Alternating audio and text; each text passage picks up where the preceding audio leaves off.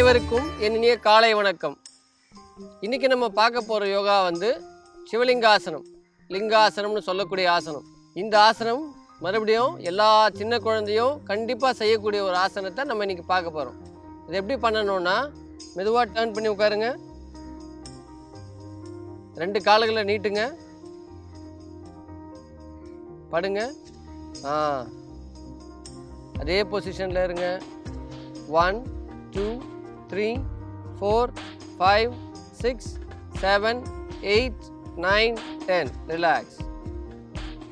2 கால் நீட்டுங்க. நல்லா deep breathing, சவுண்டாக மூச்சு இழுத்து விடுங்க.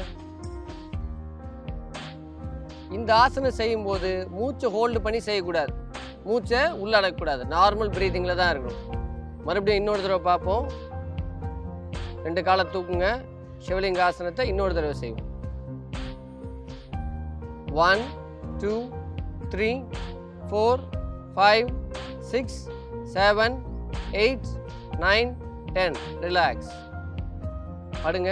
நல்ல டீப் பிரீதிங், சவுண்டாக மூச்சு இழுத்து விடுங்க. இப்போ எழுந்து உட்காந்துருங்க. இன்னைக்கு பார்த்த இந்த சிவலிங்க ஆசனம் அப்படின்ற ஆசனம் ரொம்ப முக்கியமான ஆசனம்.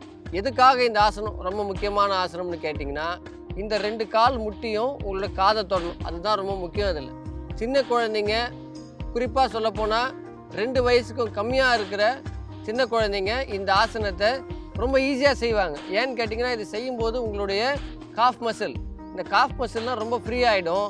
உங்களுக்கு கால்வலி சம்மந்தப்பட்ட பிரச்சனையே இருக்காது.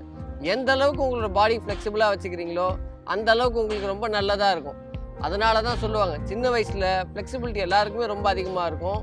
இந்த யோகாவை பார்த்த உடனே இந்த நேரத்துக்கு உங்கள் வீட்டில் உங்களுடைய குட்டி பசங்களாம் யோகா செய்ய ஆரம்பிச்சிருப்பாங்கன்ற நம்பிக்கையோட மீண்டும் நாளைக்கு வேறு ஒரு யோகாவோடு உங்களை சந்திக்கிறேன். நன்றி, வணக்கம்.